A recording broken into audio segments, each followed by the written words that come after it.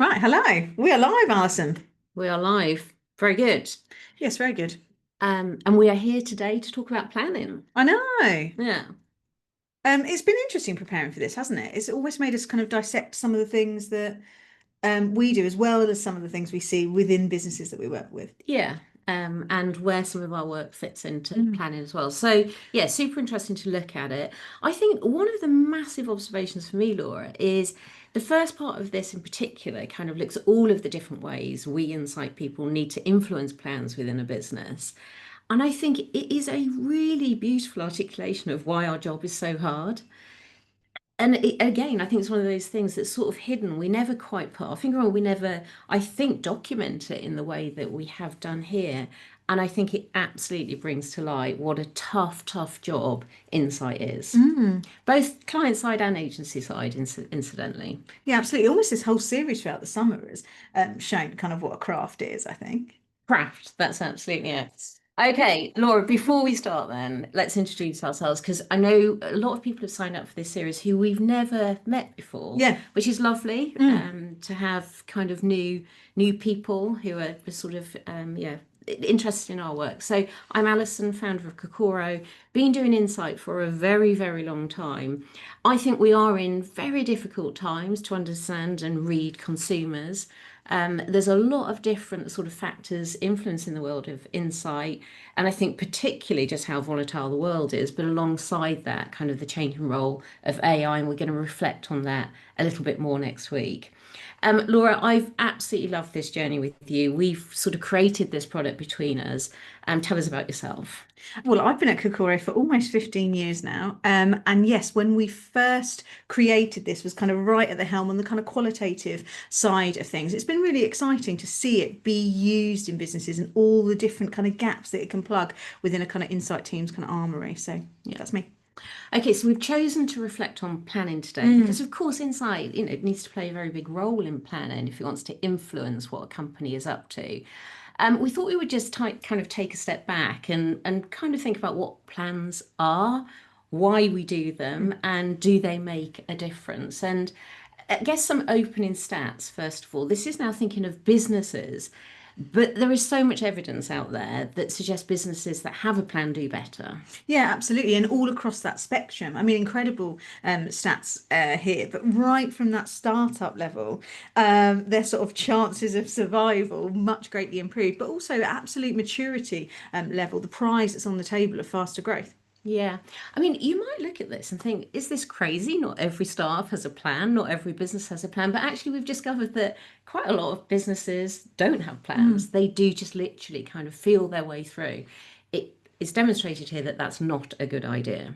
That's what businesses get up to. We've got a chart here. And Laura, why don't you walk us through this chart? Because this is about personal relationships with planning. Yeah, I think that this is really interesting. We looked at this as part of our subscription, didn't we? And we split people into people who said they had life goals, I either have a bit of a plan, versus people who said I don't really have life goals. And I think really interesting to see where the two focus. Those with life goals, a bit more sort of plan focused, really focus on kind of the inputs of progress and kind of performance. Things like traveling, hobbies, work life, all of those sorts of things. Those without so much of a plan, they've got their eyes on an end goal.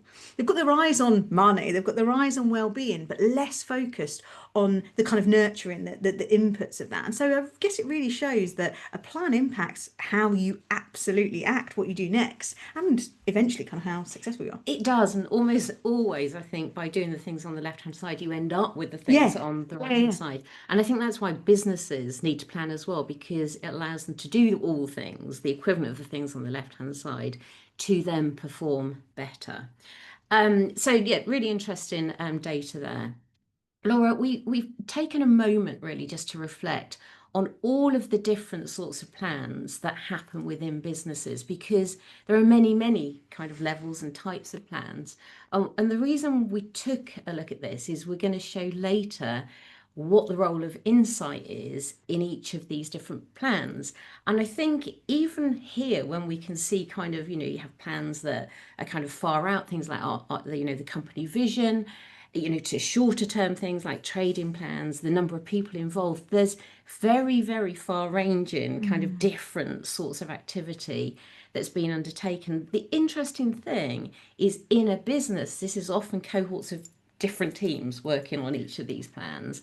When we come on to reflect in insight, insight often has to kind of be impacting across the Mm. spectrum there. So there's a lot of different plans within a business. We will come back to look at that in a little bit more detail. But before we do that, I guess the obvious thing is all of those plans, we're supposed to put customers within them. Yeah, absolutely. I mean, the prize of baking customers in is enormous. We show this slide so often because we feel so passionately about it. We think it's our kind of reason for doing what we do. And I think that here you see that, of course, you'd want a plan that's baked in kind of higher profitability, Yeah. greater productivity. And I think you can read a lot of studies. I mean, this one comes from Deloitte, but there's lots of studies, and the results are very similar. It is good for business, but it's also good for the people who work in those businesses. Yeah, and so yeah, evidence is it's important. We've got some quotes here Mm. from kind of very successful business leaders who also kind of endorse the fact that you should have the customer Mm. absolutely in the driving seat of a business. Yet, Laura, the most important thing to hold in our minds is very, very few companies actually manage to put customers at the heart of their planning. Mm.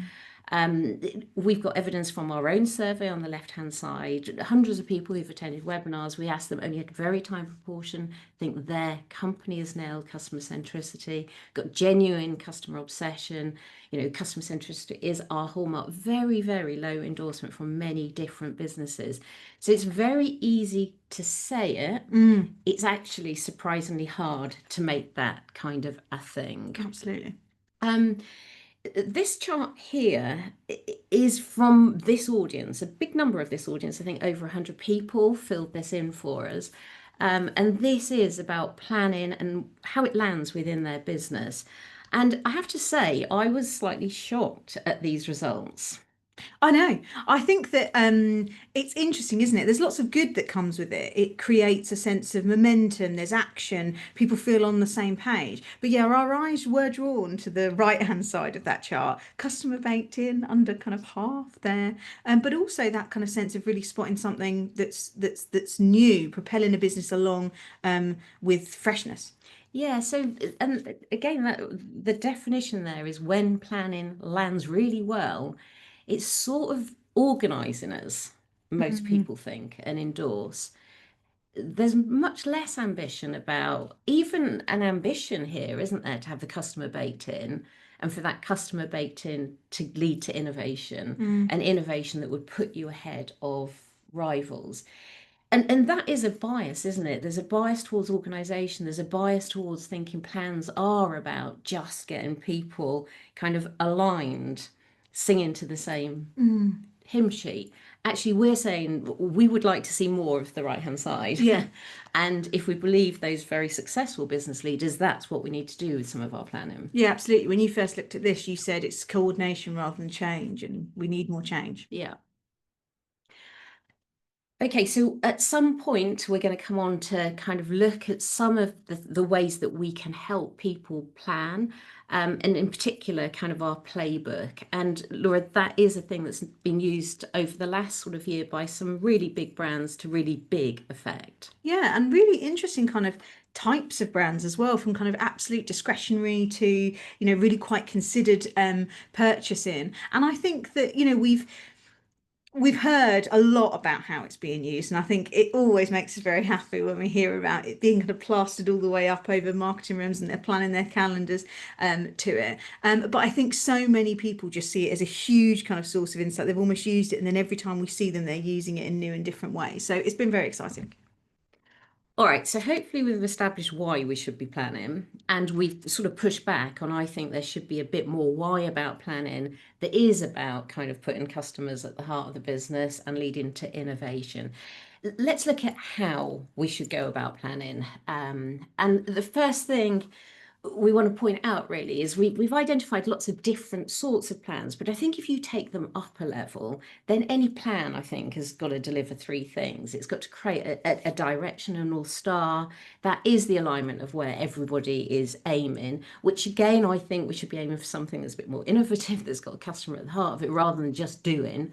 And then I think you go on to sort of deciding where resources are going to be allocated. And then there's an element of the plan that needs to be who does what, when, and where. I think the role of insight should be the left-hand side. And I say that, I mean, I think that's definitely the case. Over the history of me working, I often, as an insight professional, have been dragged into helping in those other areas. And I think, like, begin with the end in mind, try and stay in that left hand box because it's hard enough get business to excel there without sort of stretching it. Lots of plans, but really kind of elevated sort of three areas of working. I would also say in terms of sort of how to go about creating plans is it's just really important to get going with them. Good beats perfect. We've seen earlier, haven't we, that any plan is better than no plan.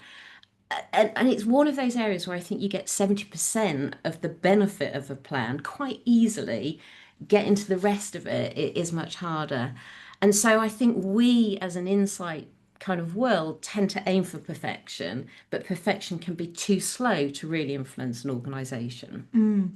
I think this good beats perfect is so interesting because, of course, that data is from our study, isn't it? That's the sort of consumers endorsing that. And I think that is something that we feel kind of more energy around at the moment. But I also feel like throughout the course of this whole project, the last kind of 5 years, I think that is absolutely kind of what I have personally learned. Um, I think this is interesting. You've reflected on, okay, so if it's good beats perfect, what does good look like? How can you be good? And I think these five kind of ticks are interesting. Yeah, it's kind of, I think, what we really want to aim for. And again, I'm thinking about that insight kind of professional here. And I think the first and foremost thing is you need to be part of the process. And that's not taken as a given, I don't think. And we've got very often small departments inside departments trying to influence very big organizations. So it's quite hard to get in the room, which again is why I think you should really try and focus on that first kind of pillar. I think, secondly, we have to make sure that people kind of know the human truths without needing to like go through a billion sort of PowerPoint slides, which means customer centricity kind of needs to be democratized.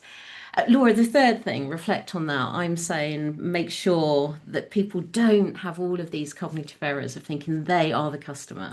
Yeah, absolutely. I think this comes down to that kind of one version of the truth, really helping people kind of understand where customers are coming from, some of these deep-rooted needs, and they're not kind of moving away from what you know to be true based on kind of small kind of anecdotes. Yeah, I think the next pillar is just make sure, as an insight person, you're able to talk about numbers, financial numbers, and have a guide, you know, a view about the size of opportunities versus sort of the cost that might be attached to kind of going after those opportunities.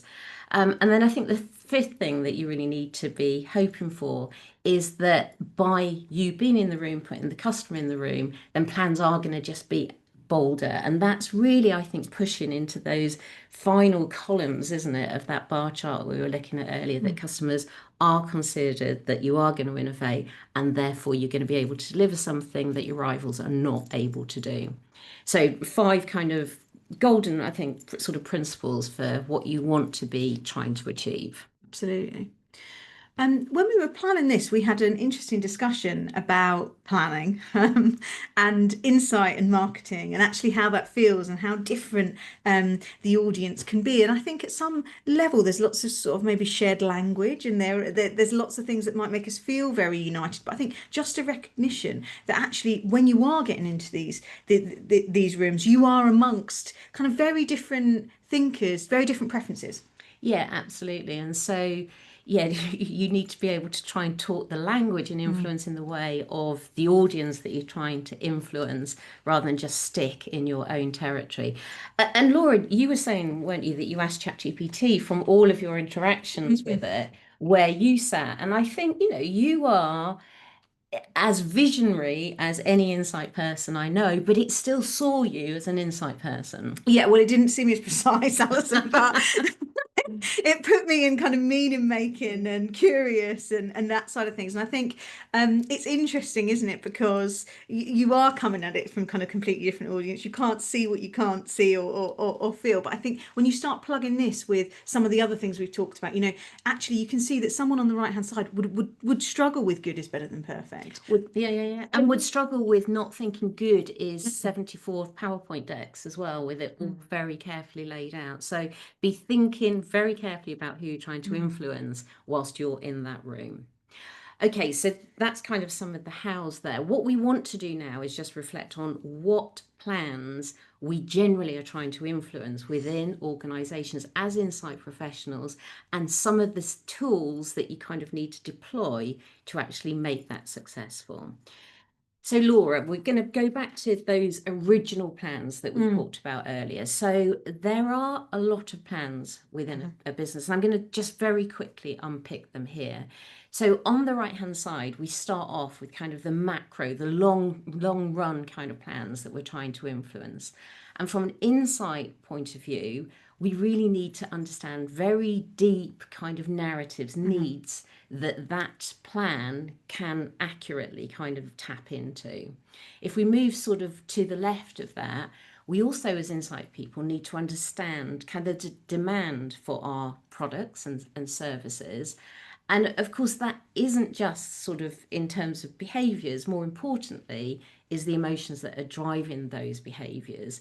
And we need those if we're going to be able to kind of tap into kind of problem areas of the business and underperformance plan. We need to understand that if we're going to influence those long-term kind of category plays or channel strategy. And we for certain need to know about that if we're going to influence kind of change programs. We then kind of come over to another sort of column there, and what we've called sort of engine kind of jobs to be done. And that's sort of what's happening here and now. That would be a standard kind of experience sort of trackers. Some sort of brand tracks might fit into there as well. And that sort of information from an insight point of view would be influencing this year's annual plans. And remember, those annual plans could be across a lot of different departments as well. And we're needing to feed into all of that if we want to have a customer first business. And then we've kind of got the rhythms of the business. There's something about the seasonal cadence of a business, and we need to be able to feed into that. And finally, the sort of trading plans, again, seasonal kind of understanding of the here and now, so we can constantly sort of nuance the story. Now, Laura, on a page, you can see why insight is a very difficult job. That's a lot of different intel that not only you're collecting, dissecting, and trying to influence across a business. Yeah, absolutely. You think about the different teams or different people kind of involved in that. It is highly complex, I think. Yeah. Yeah. We were reflecting on the job of someone in Insight in approaching those plans, and I think, it is, overwhelming really. Just be the voice of the customer at all of those moments. Yeah. And that sort of is tripped off the tongue, isn't it?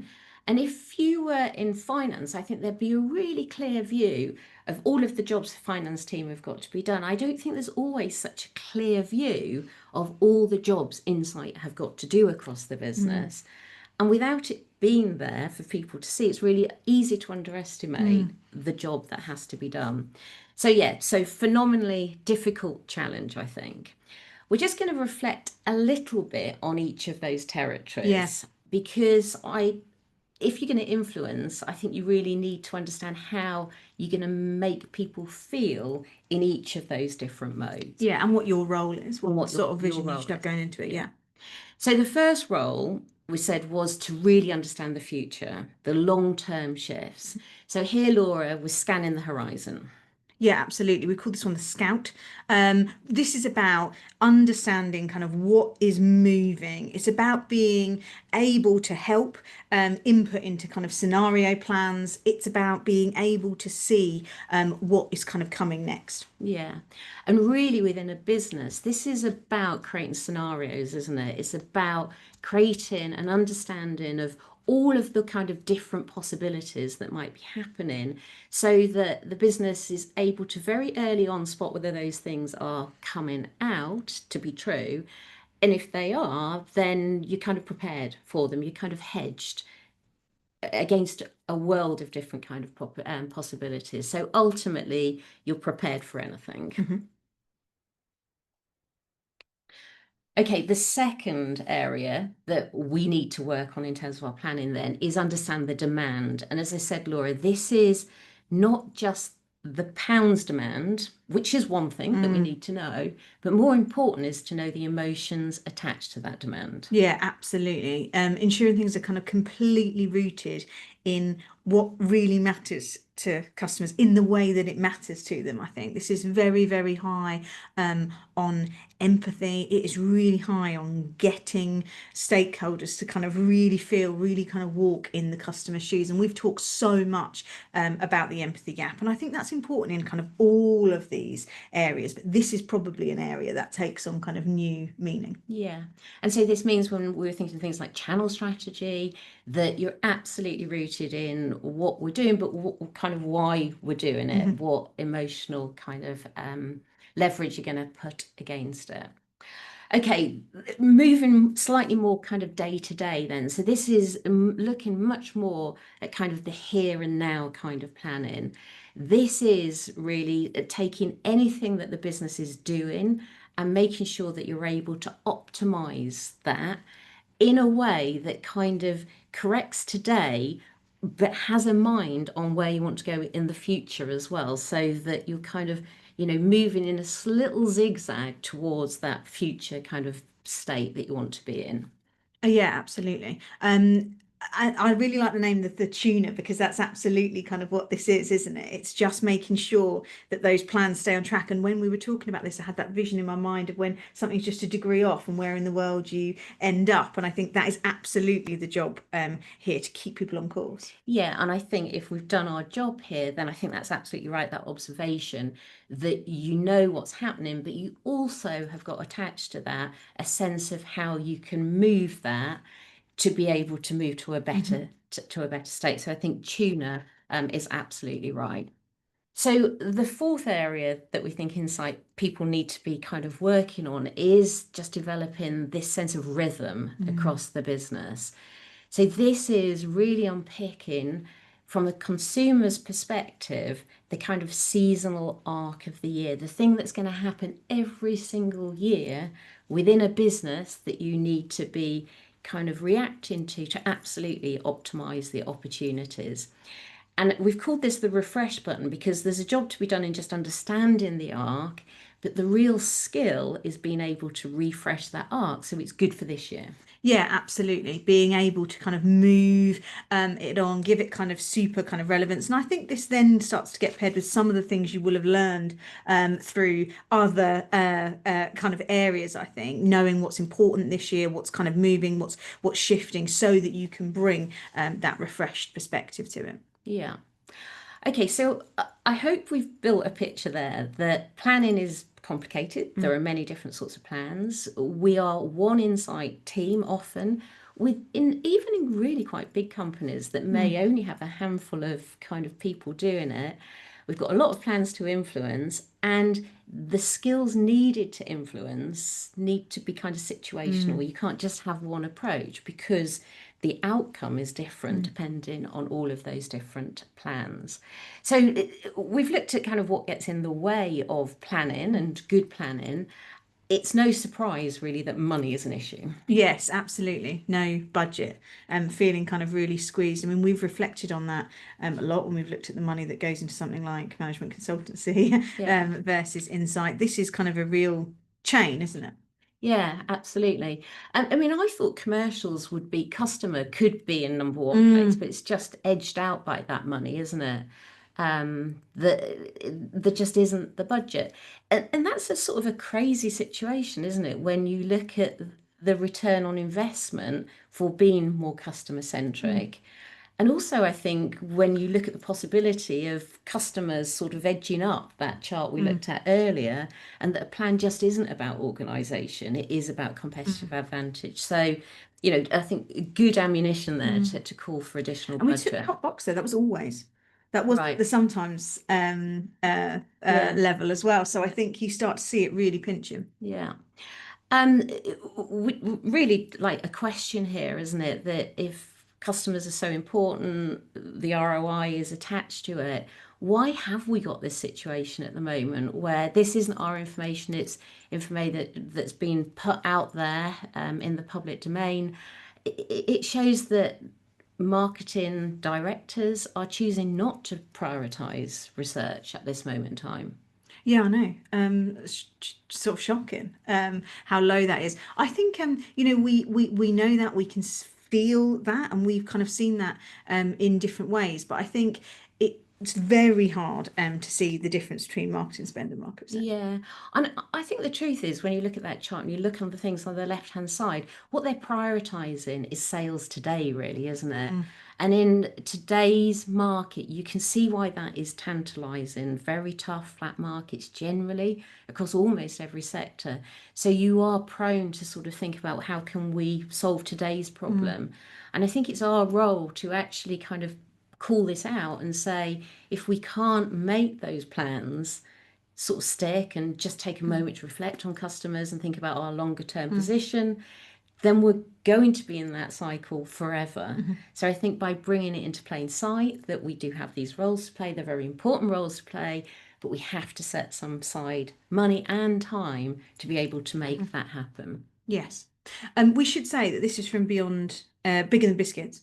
Yeah, So although the information is out there in the public domain, Bigger Than Biscuits sort of present this in really kind of interesting ways, and you can kind of follow them on LinkedIn. yeah. It's not our, And their we had to do mission the at this moment crunching. in time really is to highlight just Mm. how valuable research Yes, is. if you're interested in this, you'll like them. Yeah.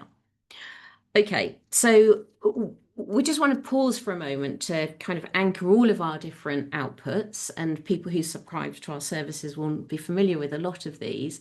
Laura, just for a moment, reflect on these different kind of things that insight people have to get up to and where our deliverables kind of are anchor against them.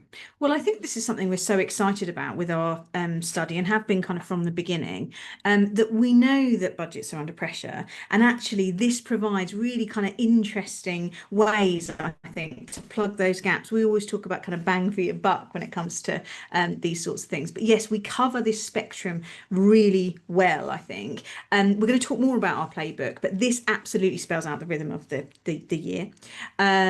Really clearly shows the granularity, I think, and the invisible rhythm that we march to. It's intuitive, but absolutely not obvious, and really brilliant companion for any kind of seasonal or kind of annual planning. In terms of that engine room, we release State of the Nation, Mood of the Nation reports, which I think really keep brands on track. And we know probably one of the sessions they're the most used in is trading meetings, but a lot in that kind of keeping on plan, kind of keeping the business kind of honest and focused and armed. In that demand space, we play a lot there, don't we? And in lots of different ways. We have regular releases. We call them our sort of trends in 10, and we look at big areas that are moving and shifting and what brands need to know to understand what's going on there. What are the emotional levers to pull on? But we also look at big stories like Christmas, for example. And we've just released our Christmas predictions. And then when it comes to future, we have a piece at the start of the year. A level of that is kind of free to everyone. Obviously, our subscribers kind of get a bit more there, but we always look at what is happening in terms of that year, where there are kind of hello events. And we've also there looked at something like a really growing, important, disproportionately influential group like mass affluence. We would have our eyes on there. So that's kind of the whole spectrum. Yeah. And one of the things we're really excited about, which we're going to be talking about in a week's time, Mm, is the fact that we're just about to launch a brilliant new platform that really allows very quick access to all of that information and has a layer of AI on top of it, Mhm. which I think really does sort of speed up the assimilation of that information and allow people who use it to be able to get it out to Mhm. people across their businesses really quickly. So more on that in a Mhm. week's time. Today, though, Laura, we want to spend the second half of the session talking about our work on the Consumer Playbook. Mhm. So the Consumer Playbook absolutely is in that rhythms Mhm. kind of territory, isn't it? We spent a lot of time last year making it. We thought it was going to be a relatively simple piece of work. It turned out that between the team, we spent 1,000 hours creating this Mhm. document. And we're very proud of it. And it was immediately kind of bought and used by about 15 different brands. And they, I think, have got enormous value out of it. And I think we got like 5 out of 8 things absolutely spot on, and they continue to be absolutely spot on. What we're going to reflect on during the sort of next half hour is sort of the things we learned that worked really well from it, and then some tweaks that we have made to sort of bring it Mhm. absolutely fit for purpose. Yes. And at the end of this, we've got a bit of a giveaway. So everyone's going to be able to instantly download. We've got a QR code at the end. You're going to instantly be able to kind of download and kind of get up close to it and kind of feel this for yourself. But I think this has been interesting, hasn't it? It's been out a year. We've seen a lot of brands use it. Right at the beginning, we were trying to plug some blind spots in terms of planning. But I think over this last year, we have it's been illuminated to us kind of more of these blind spots. And so today we kind of wanted to get them into the spotlight, really, get people kind of understanding some of these pitfalls, share our kind of learnings with you, and some ways to combat these blind spots. Yeah. Okay, so we're talking about the annual cadence of a year, the things that businesses absolutely need to know and react to every single year. So the first problem, which is why we did this thing, was a problem that we believe too many businesses basically thought about the year through their little dot. Yeah, absolutely. Context is so important. We know it's a zero-sum game when it comes to money, energy, attention. And so seeing kind of moving parts, understanding where the customer's coming from in a more holistic way really sharpens up plans. Yeah. And so this is something we tackled right from the off, didn't we? That we were able to actually see the year through a consumer's eyes and see that it actually is quite different to the way that a lot of businesses would describe their Mm, seasons, which are just traditionally spring, summer, mm. autumn, winter. And so we created this sort of 8 chapters of the year.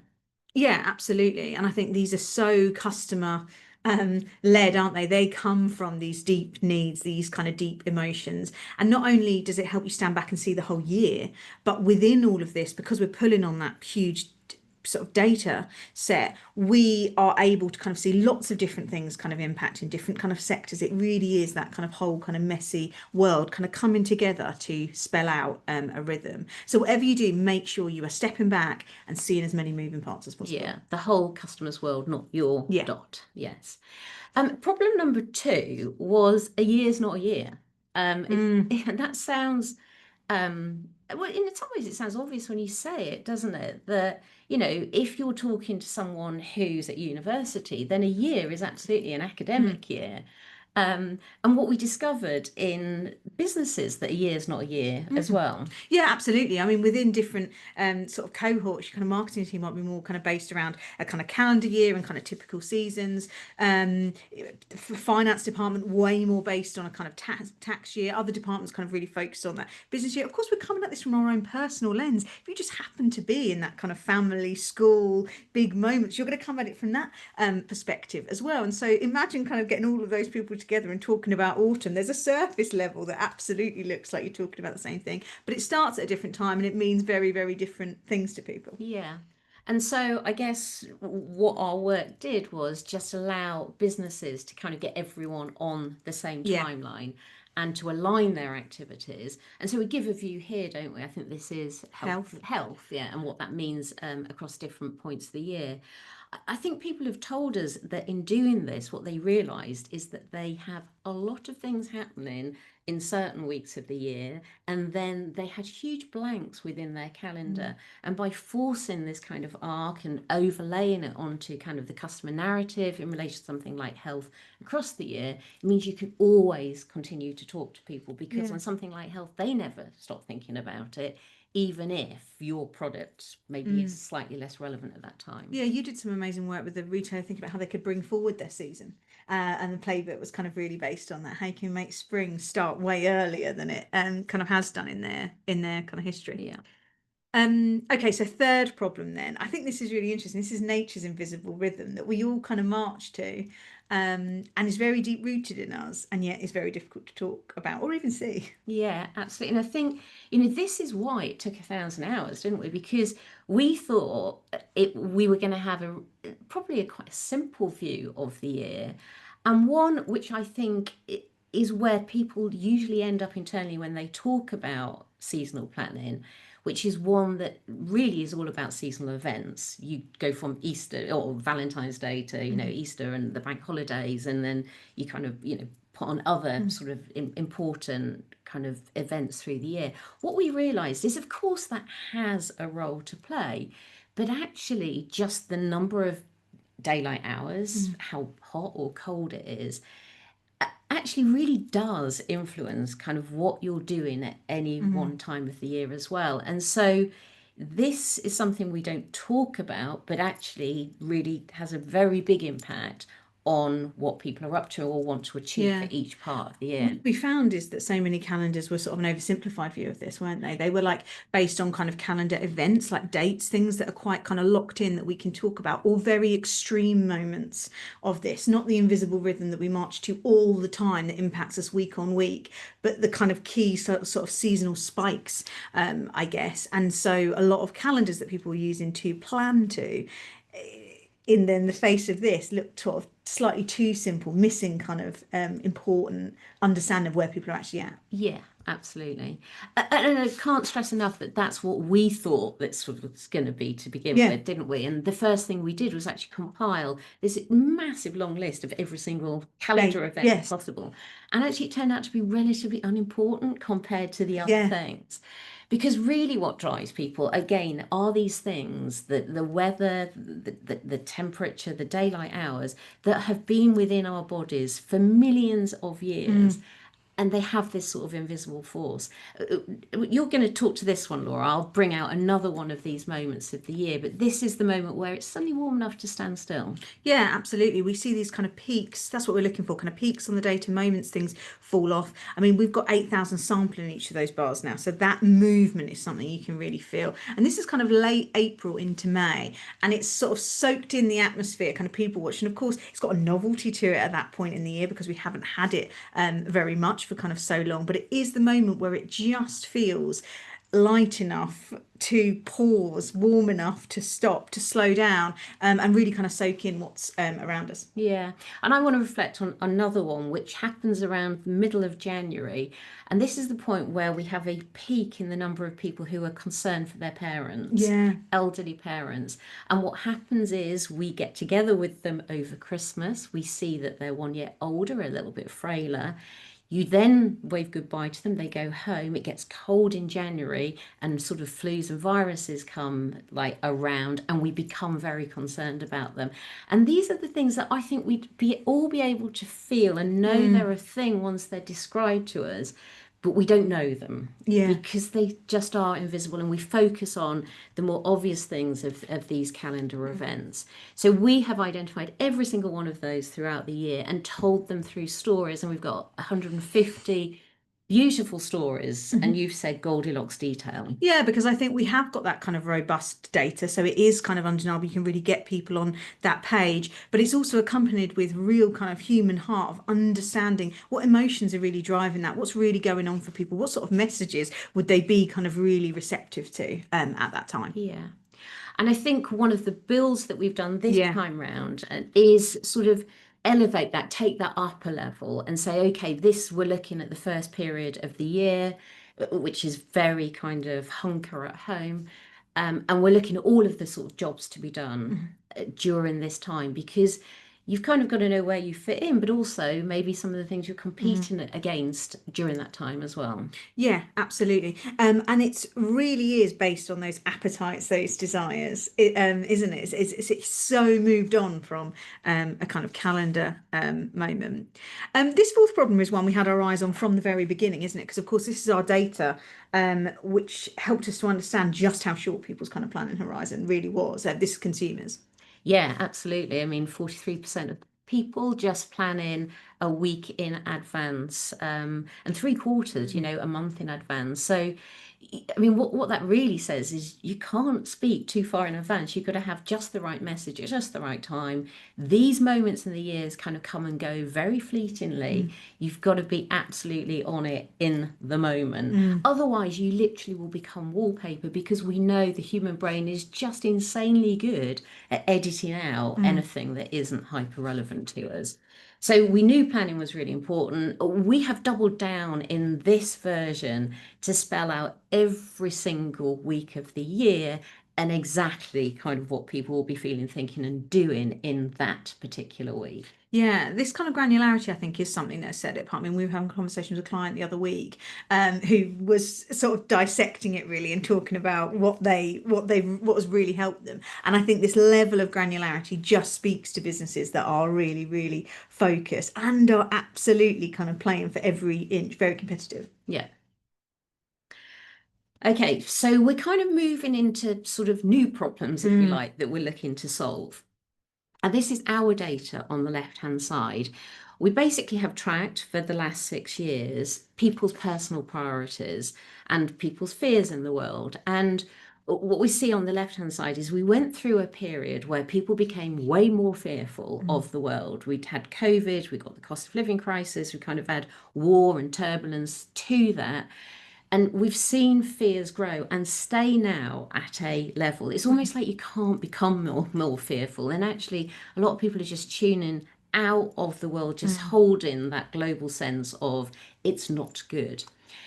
Within the context of that, we're kind of deciding that we've got to prioritize ourselves. There's an element of selfishness for all the right reasons kind of Mm. emerging. So, Laura, if that is the case, if that's a growing problem for brands to Mm. face into, it means we've got to be even more aware of what people want to achieve. Yeah, absolutely. And trying to perforate that kind of bubble of my world is kind of harder and harder as we seek to kind of block out and just focus on ourselves. So, one of the huge elevations we've done is understanding kind of where people are coming from and where they want to move to. We know this sense of personal world, personal progress is so important to us now and will be for kind of such a long time as we seek to kind of cut against kind of what's going on around us. And so we have added a lot of activation around the journey people go through within each of these seasons. So where they're moving from and where they're moving to, where they want to end up at the end of that sort of 6, 7 week chapter. So how you brands can really kind of show up and support what kind of feelings, what big emotions are you trying to plug and help with? Absolutely. And so, by being able to kind of really understand that journey, where people start and where people want to end up, kind of their personal motivations, what they are going to be sort of irresistibly drawn to over Mm. that period of time. And again, we're reflecting right back on January. There's an element of sort of reclaiming control. Things have gone a bit haywire over Christmas. You start off there, you kind of then want to kind of re-energize yourself, get good habits back in place. And then as you move into February, and it's interesting that Valentine's Day sort of comes right at the end of this period, you Mm. just want to kind of slightly re-engage. Mm. This isn't full on socializing. There's quite a lot of digital kind of socializing just during this stage, but it's sort of self-imposed sort of withdrawal, I think, in the early part of the year. And you just slowly kind of have a bit more energy to kind of communicate, touch base with other people. Mhm. Absolutely. And then finally, we sort of focus on how brands can really show up, the roles they could play. During this time. And so if you're trying to do all of those things that I've just referred to, then we begin to sort of unpick how you're going to be able to show up in their lives and kind of help them over this period. And, surprise, surprise, you have to be different things Mm. as that arc of the year unfolds. Yeah, absolutely. And incidentally, it's way more than just turn up for Valentine's Day, Yeah. which is Um, just one day. this is interesting, this problem, I think, because this was something we had our eyes on right from the very beginning. In fact, this was one of the first slides you designed, I think, around the playbook, that actually it's so hard for brands to show up in the way that they need to stand out. It's really hard to be kind of relevant and kind of always on and have those brand messaging. And actually, it's challenging to stand out. It's challenging not to fall into a discount trap. We kind of had our eyes on this challenge from the beginning. We did. And you know what? As you were saying that, it just took me right back to the slide we showed earlier about what good planning kind Mm. of looks like and when it lands well. And good planning, so for too many of the people we're listening to, is about organizing efforts. And it's really easy to organize a sale or a Mm. discount. It's so much harder to organize this sort of cadence and understand the nuance of this. But if you don't understand the nuance of this and get it running through the business, then all you can do is sort of end up in these sort of Mm. trade-in cycles. And too many brands are in this space. They end up with decayed kind of brand equity. And the only way that they can really continue to talk to people is to kind of do bigger and bigger Mm. discounts. So big problem. What we are able to do, and again, an area we spent a lot of time on and thinking this sort of V2, is work out what could you say if it's not we've got an offer on. Yeah, absolutely. These are sort of cards to play, I think. Narratives are baked into the individual weeks, weren't they? But we tried to sort of take this up a level. So you're seeing it from a much more kind of macro view across each season, but really understanding what are the kind of plot lines that will really kind of capture people at this moment in time based on where they're at and what they're itching for. Yeah, and this goes absolutely back to like the croc brain, doesn't it? The Mm. fact that we just edit out so much information. So if you want to be the person who stands out, then it's really important that you know this kind of trigger language, the thing that will just stop someone on the scroll Yeah. versus kind of going on. Final challenge, I think, is a kind of enduring challenge that seeing ahead is hard. We kind of know that we've based a lot of this reset and refuel series around kind of helping people to see ahead. But when we ask people to fill in our survey, we absolutely see this in terms of planning. The things that aren't started yet of people who would do these at all are everything that's kind of much further out. Yeah. I mean, a quarter of people haven't started a 5-year plan, isn't it? And you should always have a kind of a 5-year plan bubbling away. So, yeah, it's hard to see into the future. And that slide we shared earlier where we look at individuals' planning horizon. I think the truth is a lot of businesses sort of survive from week to week as well. And so the focus never does quite get Mm. to the longer term. And then when you're asked to do that quickly, it becomes a really hard thing to do. And that's where I think we have put a lot of emphasis on this product, isn't it? Because it is evergreen. These things are never not going to happen. And people have said that to us, haven't they? They've said, someone senior in our business said that, I don't know, rich people don't live like this, that their life will be different. And then I've sort of given them 3 stories for the week, and they go, oh yeah, I was in the garden this weekend. I was clearing up winter, and like, yeah, and they're universal, Mm. and they're always going to be happening. Well, yeah, I think when we revisited it this year, and we're We're not not taking anything changing the out. stories. It's been additive what we've included in it. Don't worry about sort of screenshotting that and kind of zooming in. I've got a kind of free taster kind of coming up for everybody. But yes, absolutely, and amazing brands have described this as being evergreen. We were talking to Ian the other week. I think it really game changes how far ahead you can actually look. You can look into 26, 27. With insights like this. Yeah. The other beautiful thing about it as well, because it is what is hidden in plain sight. We all go through this. Mm. I think it's a very easy piece of work to remember without needing to go to the PowerPoint deck all the time. Mm. Because once you know these things, it's really obvious that this is a period of the Mm, year. It lasts for about 6 weeks. You're mm, frazzled and you want to kind of get things under control. And during that period of getting things under control, you want to do a little bit of dreaming mm, of kind of what the summer holds. And they just become sort of very easily assimilated human truths that then can really mm. be activated on. Absolutely. I've put this in because this is some work that you did. In fact, you were on that screen, aren't you? I am. Um, really kind of helping a brand kind of think differently. And I think the example that you gave earlier when you talked about when you don't have permission to speak, you think you don't have permission to speak, you tend to go quiet as a brand, and actually how you can spin messages so that you can have a voice at different and new times of year was a kind of part of this work. Well, yeah, this is work we did with B&Q. We've actually unpicked every kind of point of the year, I think, during activation workshops.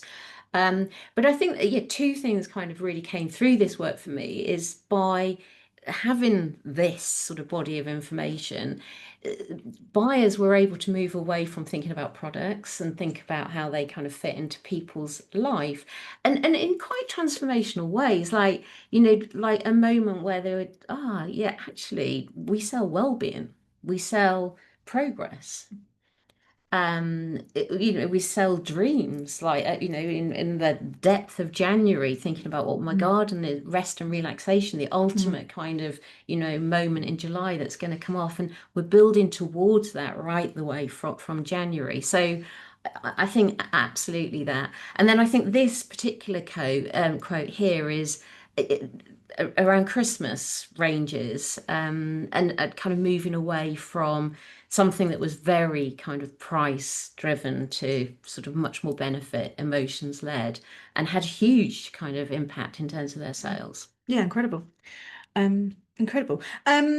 So we have a little download for you. If anyone wants to see that kind of close up, you can scan that QR code, and it will take you through, and then you'll just get instant access to a PDF of some of that. So that should be very good. It's all focused. There's sort of the more activation stuff, the new stuff, as well as some stories in there as well for you. And you'll get to kind of feel it and see it for yourself. Yeah. So that is us for today. So Mm, I guess my final thoughts were absorb the first part of this deck and I think try and use it to sort of really bring to light just how difficult the role is of mm, insight people. And one of the biggest areas we need to impact is to influence plans because that's how you get customer mm, centricity. But it's really hard um, to do. And then the second half that here is this is a product that allows you to have very big impact, I think, in a business with a bit of insight that is evergreen. It's never going away. It's always going to be useful. mm. Yeah, absolutely. Any final thoughts from you, Laura?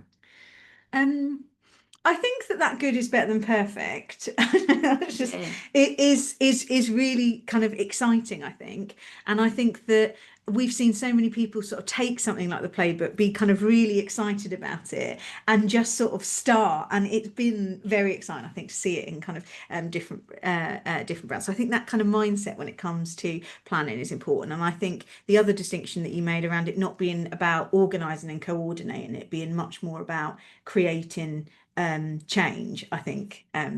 is definitely something to kind of hold.